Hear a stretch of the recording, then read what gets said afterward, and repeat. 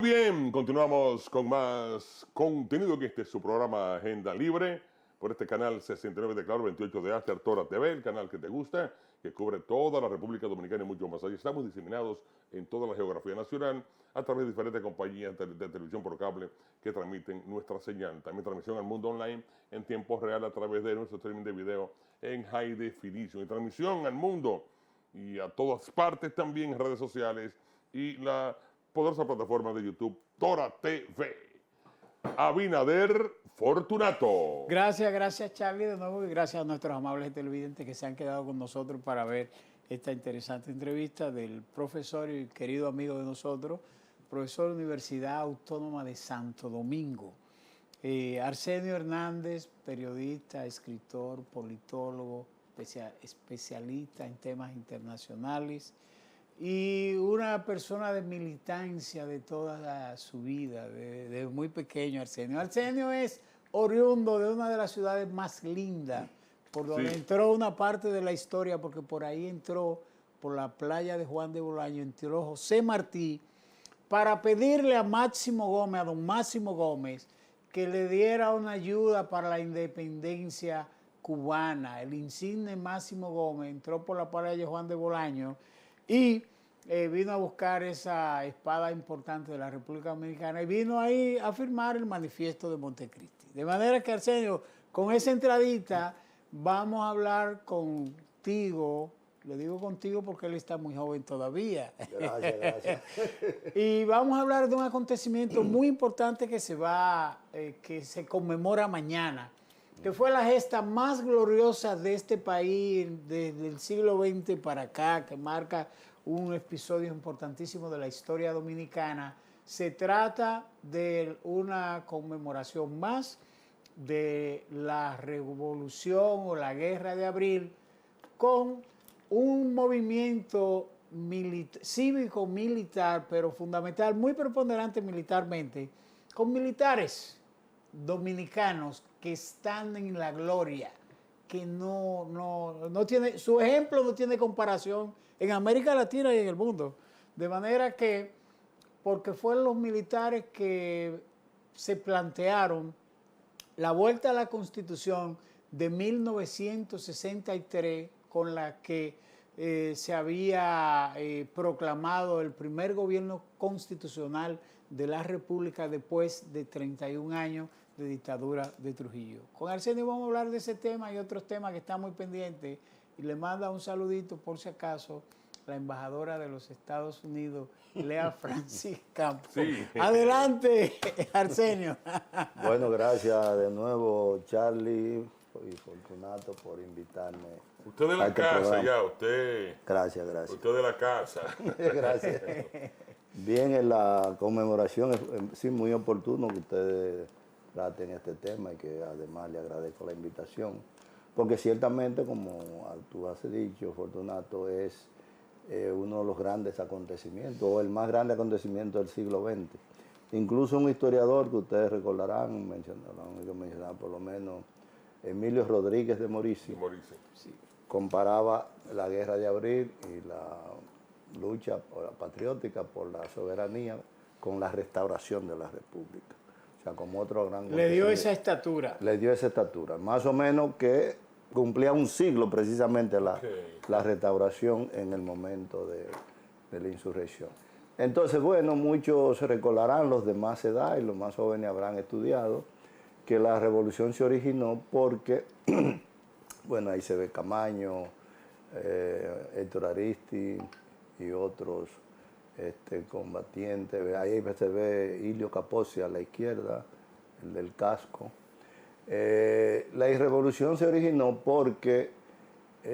Perdón, Ilio Capozzi era italiano. Italiano, sí, y había otro, Andrés Rivière, francés, que eran entrenadores de los hombres rana. Se originó porque al ser derrocado el gobierno de Bosch en el 63, después de haber sido electo 20 de diciembre del 62, derrocado ese gobierno, todo el 64 y parte de lo que quedó el 63, principio del 65, el pueblo estuvo reclamando la vuelta a la constitucionalidad sin elecciones, ¿no? y esa consigna caló entre la gente, que no había que hacer elecciones de nuevo, sino reponer ese gobierno. Perfecto. Y la constitución que inició ese gobierno, la constitución del 63, que todavía es es la constitución socialmente más avanzada.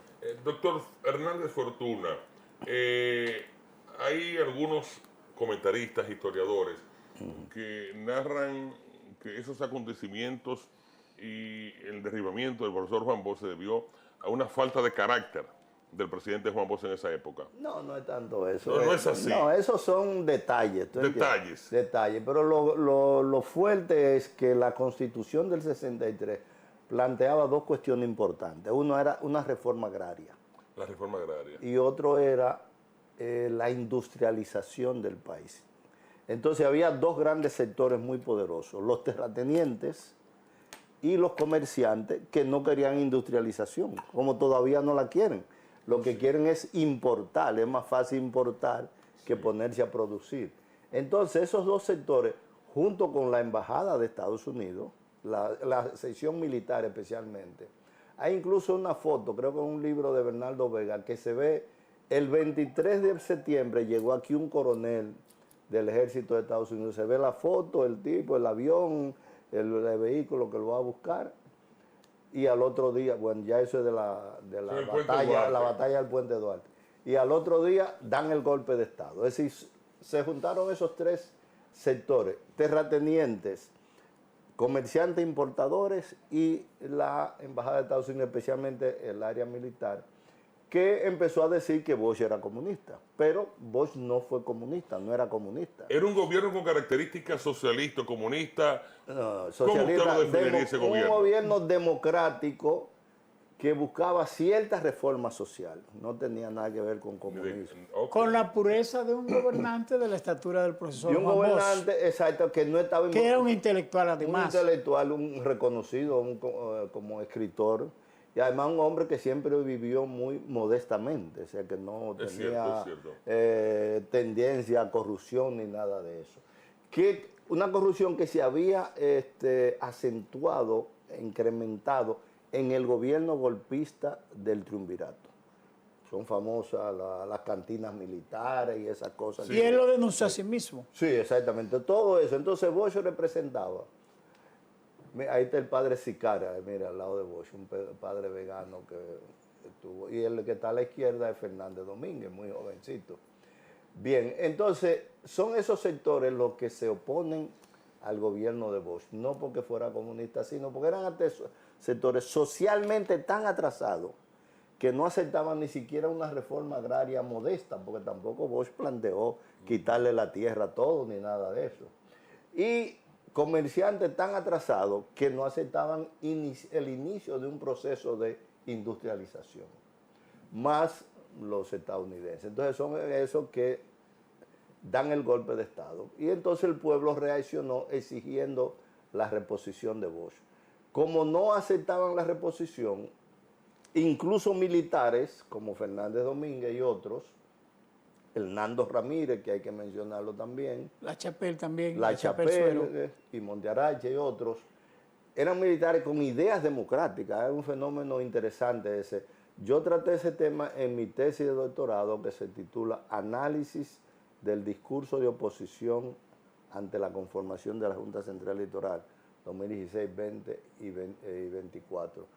Un fenómeno interesante porque aunque esos militares se formaron en la época de Trujillo, sí, y incluso algunos... Y muchos de ellos eran hijos de altos jefes militares. Jefes como Fernández Domínguez, era hijo de Ludovino Fernández, Camaño, hijo de Fausto Camaño. Sin embargo, desde el inicio tenían ideas democráticas.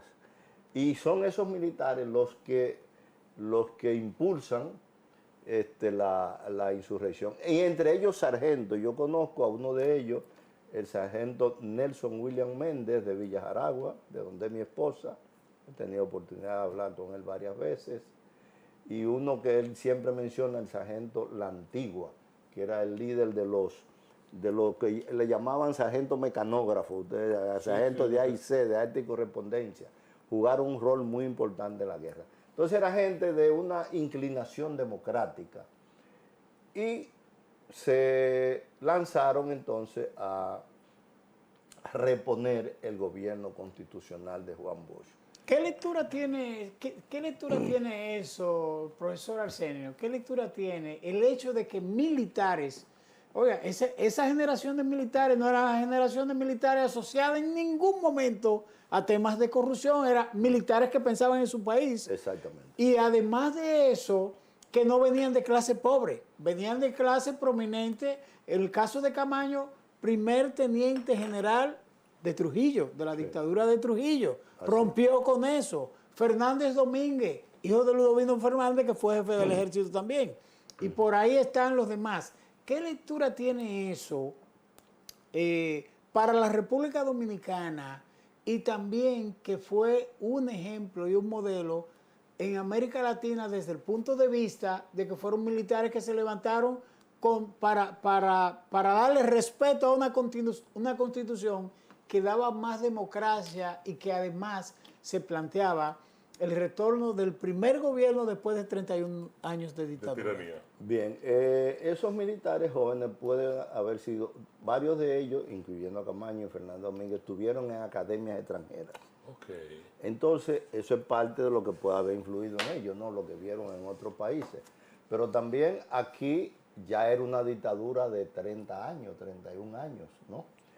Habían ocurrido acontecimientos importantes como la expedición de los que vinieron en el 59, 14 de junio. Constanza, Maimón y Esterondo. Exactamente, a pelear en contra de Trujillo. También el asesinato de las hermanas Mirabal conmovió a la sociedad dominicana, porque ellos lo presentaron como un supuesto accidente, pero la gente no creyó eso. Ni siquiera personas de bajo nivel educativo, por ejemplo, digo por mi madre, de un pueblo lejano, de Montecristi. Yo recuerdo que ella y una vecina hablaron de eso, de que estaba muerta la esposa de Manolo. Y después que se fue la vecina, yo le pregunté a mi madre, ¿qué pasó con la esposa de Manolo? Ella me dijo, dicen que fue un accidente. Y mi madre era una mujer que tenía un tercer curso de primaria, pequeña comerciante, no tenía esas relaciones. Pero eso quiere decir que desde el inicio no se creyó que eso fue un accidente, sino que fue un asesinato. Y por tanto eso conmovió a la sociedad. La iglesia jugó un papel importante en eso también. Pero del lado de los grupos conservadores. No, en contra de Trujillo. Yo cito también ahí a obispos que le dijeron a Trujillo directamente, estaba Trujillo en la mesa, el obispo de La Vega, era un extranjero, pero estaba aquí y se la jugaba. Él le dijo, las cárceles están llenas de presos y lo están torturando. Si debe haber víctimas, yo estoy dispuesto a ser víctima, dijo ese obispo. Ya eso encendió la alarma. Sí, y la iglesia leyó una carta pastoral, como le llaman, ustedes saben. En todas las iglesias se leyó esa carta denunciando que había jóvenes presos y que estaban siendo torturados. Claro, de una manera muy diplomática, pero en el contexto de la dictadura de Trujillo eso era muy fuerte. Entonces hubo un movimiento propio de la sociedad en contra ya de la dictadura. Entonces eso germinó en esas elecciones en que a Bosch ganó a pesar de que un cura lo acusó de comunista. Ustedes han mencionado el caso del Láutico García. Los debates, sí. Que después le pidió perdón a sí, Juan Bosch. Claro, porque no era cierto que Bosch fuera comunista. Incluso Bosch escribió un cuento que se llama La Mancha Indeleble, que se considera una joya de la literatura anticomunista. Okay. O sea, Bosch nunca fue comunista, sino al contrario. Pero era un hombre de ideas democráticas y favorable a ciertas reformas sociales. Pero a pesar de eso, algunos de los curas y la embajada de Estados Unidos, especialmente la sección militar, algunos dicen que el golpe de Estado sorprendió a Kennedy, que Kennedy no sabía de eso, ni el Departamento de Estado, que era el Pentágono. ¿Cuál fue el detonante de ese golpe de Estado, aparte del conflicto con los empresarios, con los importadores, los comerciantes? ¿Cuáles fueron los militares de la época que se pusieron de espalda a que República Dominicana continuara su proceso democrático? Esos nombres. Esos nombres, en primer lugar, Elías Wessing y Wessing. Elías Wessing y Wessing. Y otros más, pero la cabecilla, porque Wessing era muy fuerte, Dirigía porque él dominaba San Isidro. San Isidro. Tenía tanques de guerra, aviones, etcétera, etcétera. Entonces, hubo un momento que Bosch planteó destituir a unos jefes militares y ellos se opusieron a la destitución. ¿Y fue el bombardeo del Puente Duarte?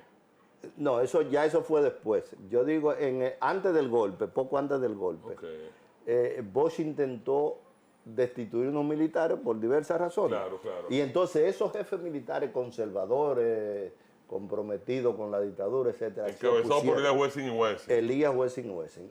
Voy a meter, Arsenio, en esa explicación que tú acabas de dar sobre el tema de Wessing y Wessing y lo que había sido parte también de esos orígenes. Míralo ahí. Un movimiento que no se debe subestimar. Digo que no se debe subestimar, no, que siempre habrá que mencionar. El levantamiento de los pilotos en el 62 para enfrentar a los remanentes de la dictadura trujillista encabezados por los hermanos Rodríguez Chavarría. Sí, eso fue en el segundo semestre del 61 y después en el 62, exactamente como tú dices, la meta era sacar los Trujillos de aquí. Significaba Ramfis, los hermanos de Trujillo, como Petán, que eran caciques en pueblos. Eran figuras. Y también a Balaguer porque se consideraba como el heredero político. Hubo un movimiento en todo el país. Yo recuerdo que en Montecristi incluso se hizo una manifestación. Yo hacía el 8º curso, fueron PRDistas, nos sacaron de la escuela Rosemete, nos llevaron al liceo y ahí se hizo una manifestación en ese noviembre del 61 reclamando la salida de los Trujillo. Y se fue Ramfi, su madre, la esposa, justamente en ese mes, en noviembre. Pero Balaguer quedó. Entonces siguieron las movilizaciones hasta que Balaguer se asila en la Nunciatura. Ese periodo, segundo semestre del 61. Entonces después viene el golpe de Estado, ¿no? Y vienen los forcejeos todavía en esa circunstancia y ahí juega el rol importante ese general Pedro Rodríguez Chavarría que tú mencionas, ¿no? Sí. De todas maneras, el gobierno de Fello Bonelli, como le llamaba, pudo subsistir todo el 62 y fue el que organizó las elecciones de diciembre, 20 de diciembre del 62, que ganó Bosch. Bosch tomó posesión el 27 de febrero del año siguiente, o sea, el 63, y lo derrocaron 25 de septiembre, así que nada más duró 7 meses. Fue el primer ensayo democrático después de la dictadura. Doctor, acontecimientos importantes durante ese periodo de gestión como presidente del profesor Juan Bosch, acontecimientos importantes desde el punto de vista económico, desde el punto de vista político, desde el punto de vista de respeto a las libertades públicas. Vamos a evaluar esos 6 meses. Bien, en primer lugar, Bosch, después de ser electo, 20 de diciembre, Bosch salió del país a Inglaterra, a Europa, a Estados Unidos. Kennedy lo recibió siendo vicepresidente electo, todavía no. Y estuvo en Europa tratando de conseguir financiamiento para una represa, la de Taveras, que después la hizo Balaguer. Es decir, Bosch estaba haciendo planes para impulsar el desarrollo económico del país, en lo que en ese momento se podía, ¿verdad? Y entonces... Una visión de progreso en esa época, una presa como la presa de Taveras. Exactamente, la primera represa importante que se hizo en el país. Entonces, él se movía en ese sentido, tratando de impulsar ese desarrollo económico. Pero, como les decía, esos terratenientes de mentalidad atrasada, con mucha tierra pero poca producción, esos comerciantes que lo que querían era el trabajo fácil de importar y distribuir, no entendían ni estaban de acuerdo con esos procesos de industrialización, de construir presas, de mejorar la producción agrícola, etcétera, etcétera. También Bosch respetó las libertades públicas. Importante eso. Muy importante, porque después de salir de una dictadura de 31 años, en que cualquier disidente, cualquiera que dijera algo contra Trujillo, podía caer preso y hasta muerto, Entonces, los remanentes del CIN, los calieses y todo eso. Todo eso. Entonces él respetó esa libertad pública, lo que no le gustaba especialmente a los norteamericanos y a la cúpula de la iglesia, que empezó a hacer lo que llamaban mítines de cristiandad, hablando contra el comunismo. Entonces fueron creando el ambiente político como para que se diera el golpe de Estado, por lo menos una parte de la cúpula de la iglesia. Entonces, en ese contexto de ese año 63, en esos 7 meses se tomaron unas cuantas medidas. Especialmente era importante esas dos: el respeto a las libertades públicas, porque querían que Bosch expulsara, deportara del país a algunos considerados comunistas, o comunistas realmente, dirigentes de izquierda. Funcionaban 3 organizaciones de izquierda, básicamente. El 14 de junio, que era el partido de Manolo, era el más fuerte. El MPD, fundado por Máximo López Molina, el segundo más fuerte. Molina. Y el otro era el Partido Socialista Popular, que era más reducido, pero esas eran las 3 organizaciones de izquierda. Entonces ellos querían, algunos habían regresado del exilio, y los yanquis querían que fueran expulsados varios de esos dirigentes comunistas, a lo cual Bosch se resistió.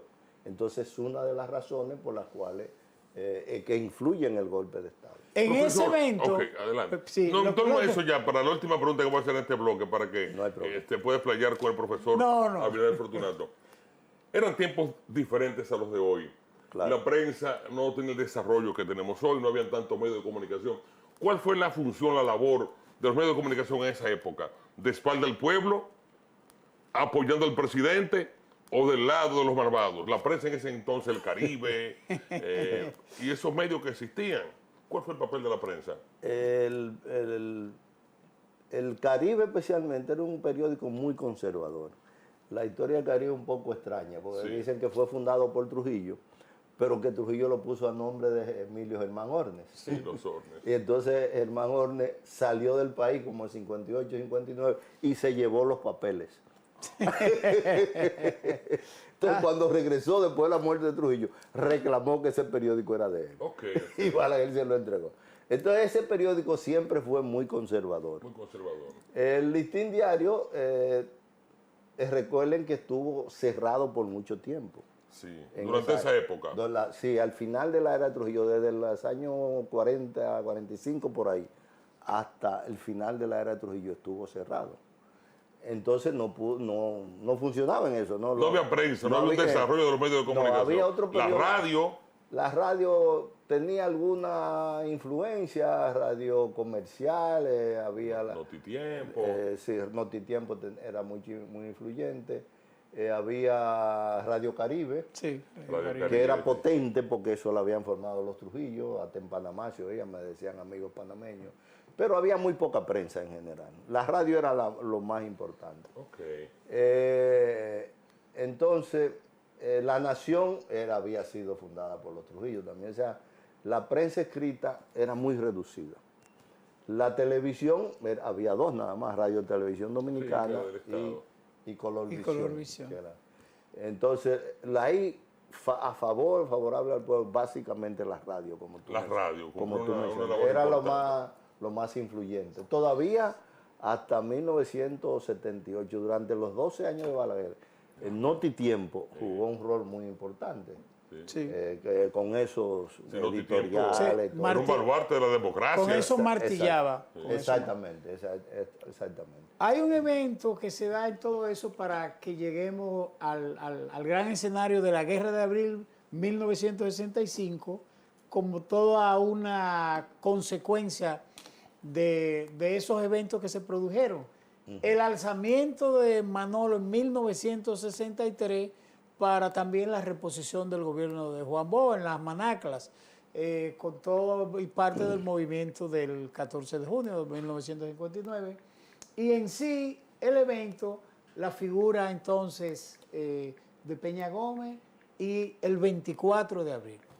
Bueno, Manolo y los compañeros del 14 de junio se sublevan por el rescate a la Constitución, por la vuelta a la constitucionalidad, que fue lo que se convirtió luego en consigna del rescate de la Constitución sin elecciones. Es decir, esa consigna. Y la fortaleza de ese movimiento militar constitucionalista. Exactamente. Es decir, confluyeron, aunque Manolo y su grupo fueron asesinados después que se rindieron, porque le prometió el respeto a su vida uno de los miembros del triunvirato, que era amigo de él, que era José Tavares, un ingeniero de Santiago, dueño de una empresa de bloques de la industria de la construcción. ¿No tenía que ver con los Tavares Espaillá y eso? ¿O estaban relacionados? Creo que sí. Sí, tal vez es la misma familia, la familia Tavares de Santiago, una familia de comerciantes. En ese momento, ese era el empresario más importante y era al mismo tiempo miembro del triunvirato. Triunvirato que al final quedó en dos, porque el primero del triunvirato fue Emilio de los Santos, un abogado, sí, que renunció precisamente cuando asesinaron a Manolo, porque él decía que había que preservarle la vida y que eso era lo que se le había prometido a Manolo por vía de ese Enrique Tavares.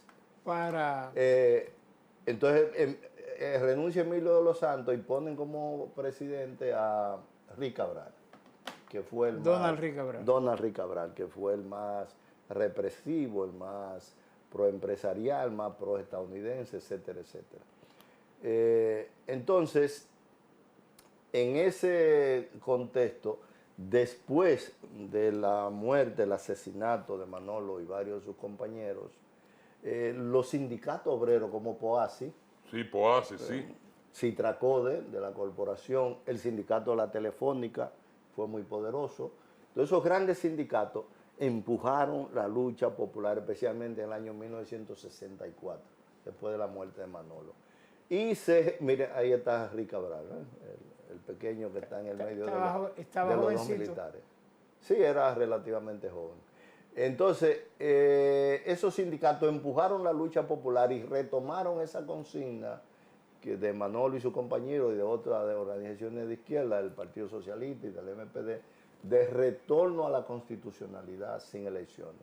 Y entonces eso caló también entre los militares constitucionalistas y es lo que da origen a la revolución. Primero fueron apresados los miembros del Estado Mayor del Ejército. Okay. Fueron apresados por 4 sargentos. Ese sargento de la antigua que le mencioné, lo que ellos le llaman sargento de la jefatura. Incluso hay un libro con ese 4 sargentos. 4 sargentos más otro, ¿verdad? Claro, pero eso eran los líderes. El sargento de la antigua Bravo y el sargento Nelson William Méndez. Ese yo lo conozco porque es del pueblo de mi Lo vamos a traer aquí. Bueno, sí. Nelson William ya está ciego, lamentablemente, por problemas de glaucoma. Y su edad también. Sí, ya, un hombre de 80 y pico de años. La antigua igual está muy deteriorado, ¿no?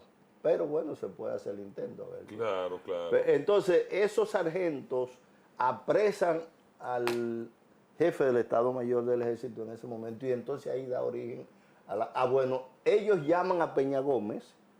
Y la rebelión de los sargentos. Exactamente. Ellos llaman a Peña Gómez y le dicen que tenían preso al jefe del ejército. Bueno, entonces esos sargentos se combinaron con el que era el jefe de ellos, que era el capitán Peña Taveras. Peña Taveras.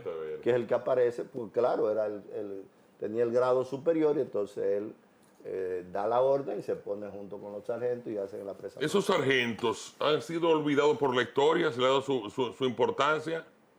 Ellos tienen un libro, ese que le menciono, los sargentos de la jefatura, como le llaman, y se le han hecho algunos reconocimientos, quizás no lo suficiente para el rol que ellos jugaron, claro, en esa... Estelar, determinante. Bueno, miren ahí a Peña Gómez, lo apresan después que él hace el llamado al pueblo que se lance a las calles que están... ¿A qué hora produce Peña Gómez su llamado? Más o menos. Alrededor de las 12, al mediodía. En radio comercial. En Radio Comercial, sí. Radio Comercial. Porque ya tenía el programa Tribuna Democrática. Yo trabajé muchos años en Radio Comercial. Ah, bueno. Pero no en esa época. No, pero, pero seguro encontraste quien te mencionara. Claro, esa proclama de Peña Gómez fue un elemento sumamente importante porque le agrega la parte política a un movimiento que venía hirviendo entre sindicatos, militares. Exactamente. Es la que permite que la gente salga a las calles. Que la gente se entere de lo que estaba pasando. Lo que está pasando porque y salga Tribuna a la Democrática calle. tiene un gran nivel de audiencia. Exactamente. El PRD que la de la gente época. se enterara y que saliera a las calles. Ese es lo más importante. Incluso yo viví en Santiago en esa época, era estudiante de secundaria. En el mismo Santiago, sábado en la tarde, eso fue como sábado al mediodía.